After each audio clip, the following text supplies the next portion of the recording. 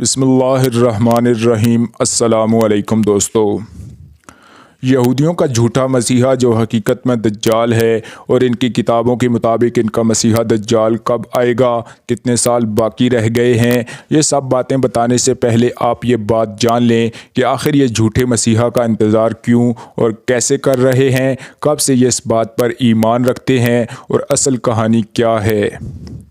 ہمیں ذرا پیچھے جانا پڑے گا، تھوڑی سی تاریخ دیکھنی پڑے گی، پھر جا کر ہمیں پتہ چلے گا کہ ان کا خطرناک ترین پلان کیا ہے۔ دوستو، اسرائیل حضرت یعقوب علیہ السلام کا لقب تھا۔ حضرت یعقوب علیہ السلام کی جو اولاد تھی وہ بنی اسرائیل ہے، اور بنی اسرائیل میں سے ایک بیٹا یہودا تھا۔ اس سے آگے جو نسل چلی وہ یہودی ہیں۔ یاد رکھیے گا کہ یہودی الگ ہے، بنی اسرائیل الگ ہے۔ اللہ تعالیٰ نے فرعون سے نجات دی اور حکم آیا کہ فلسطین جاؤ اور اس کو آزاد کراؤ، تو بنی اسرائیل نے کہا کہ موسیٰ تم جانو اور تمہارا خدا جانے، ہم تو یہاں پر بیٹھے ہیں۔ اللہ تعالیٰ نے ان کو سزا دی، 40 سال یہ لوگ صحرا میں بھٹکتے رہے، ان کی پچھلی نسلیں مر گئی اور اگلی نسلیں آ گئی، پھر انہوں نے جا کر فلسطین آزاد کروایا۔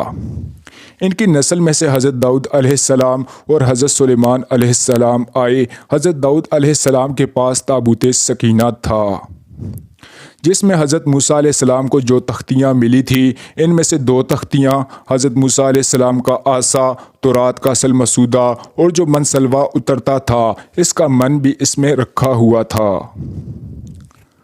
اب حضرت داؤد علیہ السلام نے کہا، میں ایک محل بنانا چاہتا ہوں جس میں یہ تابوت سکینہ محفوظ رہے۔ محل کا نقشہ تیار ہوا جو بڑا ہی زبردست تھا۔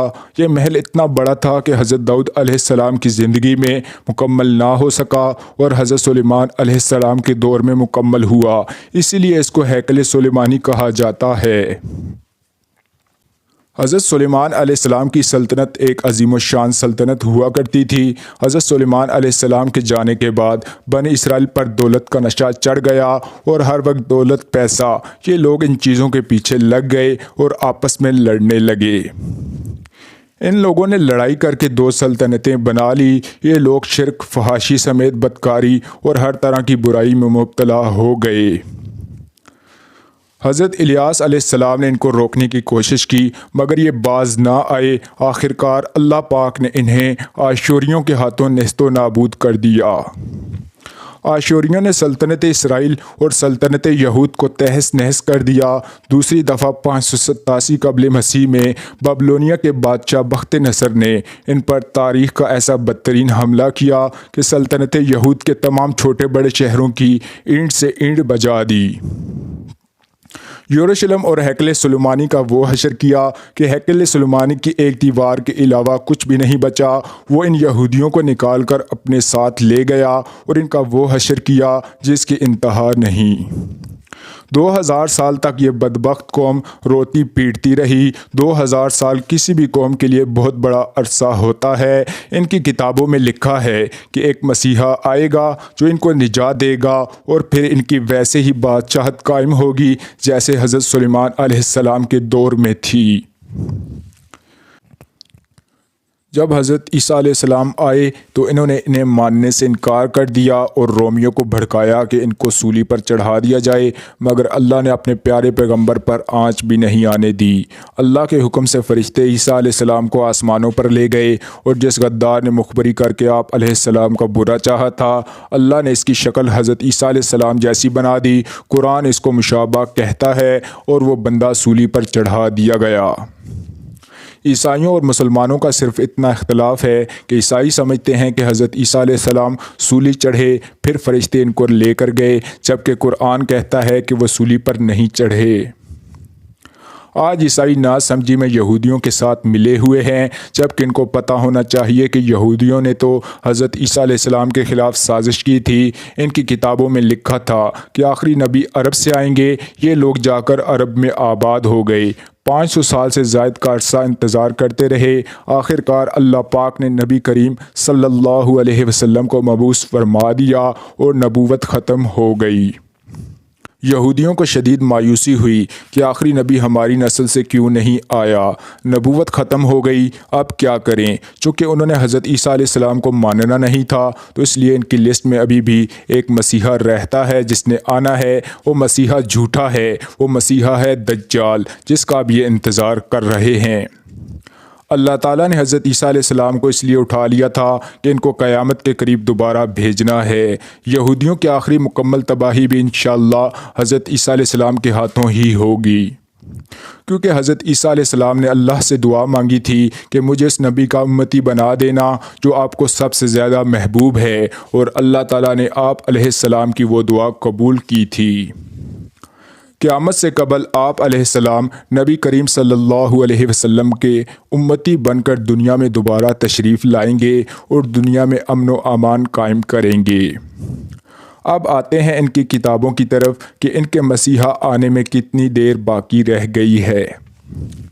غیب کا علم تو صرف اللہ تعالیٰ ہی جانتا ہے، میں ان کی صرف کتابوں کا حوالہ دے رہا ہوں کہ کب آئے گا یہ ان کا جھوٹا مسیحا، جو یہ کہتے ہیں کہ ان کی مقدس کتاب میں لکھا ہے کہ موجودہ عہد میں جو وقت کا کیلنڈر ہے اس کی میعاد یہودیوں کے حساب سے 6000 سال ہے، اس کے بعد ان کے جھوٹے مسیحا نے آنا ہے۔ اس سے پہلے پورا سسٹم تیار ہوگا کہ جتنی ٹیکنالوجی ہے دجال اس سسٹم کو استعمال کرے گا۔ اب تک 5770 سال گزر چکے ہیں، اب صرف 223 سال باقی ہیں۔ جیسے ہی یہ 223 سال گزریں گے ان کا مسیحا آ جائے گا، پھر ساری دنیا میں یہودیوں کی حکومت ہوگی، اور اس وقت تک یہودی پوری دنیا سے آ کر اسرائیل میں آباد ہو چکے ہوں گے۔ ان یہودیوں کے مطابق مسجد اقصی شہید ہو چکی ہوگی، یہ تھرڈ ٹیمپل بنا چکے ہوں گے، دجال کا سارا سسٹم تیار ہوگا۔ جب ان کا جھوٹا مسیحا دجال آئے گا تو سب اس کو تاج پہنائیں گے۔ یہ ہیں وہ تمام باتیں جس پر ان کا ایمان ہے۔ یہ لوگ مانتے ہیں کہ دجال ایک آنکھ سے کانا ہوگا، جہاں پر بھی آپ کو 1 آئی سمبل نظر آتا ہے یہ سب اس کی پلاننگ ہے، کیونکہ یہ پوری دنیا کا مائنڈ تیار کر رہے ہیں کہ جب ایک آنکھ والا کانا دجال آئے گا تو سب اس کو مسیحا تسلیم کر لیں گے۔ جب ہیکل سلیمانی کو تباہ کیا گیا تھا تو اس کی ایک دیوار بچ گئی تھی، اس دیوار کو دیوار گریہ کہا جاتا ہے، اور دیوار گریہ کے آس پاس چھوٹی سی جگہ رہ گئی ہے، یہ جہاں جا کر روتے پیٹتے ہیں اور دعائیں مانگتے ہیں۔ اس دیوار گریہ کے پاس ایک دروازہ ہے، اور ان کا ماننا ہے کہ جب مسجد اقصی کو شہید کر کے ہیکل تعمیر ہو جائے گا تو دجال وہاں سے آئے گا۔ یہودیوں کا قبرستان تھوڑا سا آگے ہے، وہاں پر مردہ یہودی دفن ہیں، اور ان کا ماننا ہے کہ دجال آئے گا تو سارے یہودی زندہ ہو جائیں گے، پھر یہ اس دنیا پر راج کریں گے۔ یہ کہتے ہیں کہ ہمارا جو مسیحا آئے گا اس کی بالکل حضرت داؤد علیہ السلام کی طرح کی بادشاہت ہوگی، اور پوری دنیا پر ہمارا راج ہوگا، اور صرف یہودی یہاں پر رہ جائیں گے۔ ان کا ماننا یہ ہے کہ جب تک مسجد اقصی کو شہید نہیں کیا جاتا تب تک تھرڈ ٹیمپل نہیں بنے گا۔ حضرت عمر فاروق رضی اللہ تعالیٰ عنہ کے دور میں فلسطین فتح ہوا تو آپ وہاں گئے، وہاں لوگ ہیکل سلیمانی پر کوڑا پھینکتے تھے، آپ نے خود کوڑا اٹھایا کہ وہاں نماز پڑھنے کا ارادہ تھا۔ پتہ چلا کہ یہاں چرچ ہے، آپ نے چرچ کو گرایا نہیں اور نہ وہاں نماز پڑھی، بلکہ آپ باہر گئے، ایک پتھر نما جگہ تھی، وہاں پر قبلہ رخ ہو کر آپ نے نماز ادا کی، پھر وہاں پر مسجد اقصی کی تعمیر کی گئی۔ اس کے آس پاس کا جتنا علاقہ ہے وہ بڑا ہی مقدس ہے۔ اسرائیل کے ایگریکلچر منسٹر زرائع ایریل نے 2017 میں بیان دیا تھا کہ اب وقت آ گیا ہے کہ مسجد اقصی کو نعوذ باللہ شہید کیا جائے، اب وہاں جا کر یہودیوں کا تھرڈ ٹیمپل بنا لیا جائے۔ اس بیان کے بعد یہ پہلا موقع تھا جب 1967 کے بعد پہلی دفعہ یہودی فوجیں بوٹوں سمیت مسجد اقصی میں گھس گئی۔ انہوں نے کہا کہ ہم مسجد اقصی کا کنٹرول حاصل کریں گے۔ پھر فلسطین کا بیان آیا کہ اگر ایسا ہوا تو بدترین جنگ ہوگی، اور یہ مذہبی جنگ ہوگی۔ اگر مسجد اقصی کو شہید کیا گیا تو پھر ہم اپنی جانوں کے نذرانے دینے سے بھی گریز نہیں کریں گے۔ دوستو، یہودیوں نے دجال کی آمد سے پہلے مسجد اقصی کو شہید کر کے تھرڈ ٹیمپل بنانا ہے۔ بے شک یروشلم کا کنٹرول اسرائیل کے ہاتھ میں ہے، مگر یاد رہے مسجد اقصی کا کنٹرول اردن اور فلسطین کے ہاتھ میں ہے۔ ایک اسلامی اسکالر ڈاکٹر اسرار کہا کرتے تھے کہ جس دن مسجد اقصی شہید ہو گئی عربوں کا خون جوش مارے گا اور بدترین لڑائی ہو جائے گی اور اس کے بعد آخری جنگ چھڑ جائے گی۔ یہ لوگ اب اسی کی تیاری کر رہے ہیں۔ ان کے وزیر نے کہہ دیا ہے کہ اب تیاری کر لیں اس کو شہید کرنے کی۔ سرخ گائے جس کے بارے میں ان کا ماننا تھا کہ 2000 سال بعد پیدا ہوگی، یہ بھی انہوں نے ایک نشانی رکھی ہے کہ اس کی قربانی دیں گے تو ہیکل کی تعمیر دوبارہ شروع ہو جائے گی۔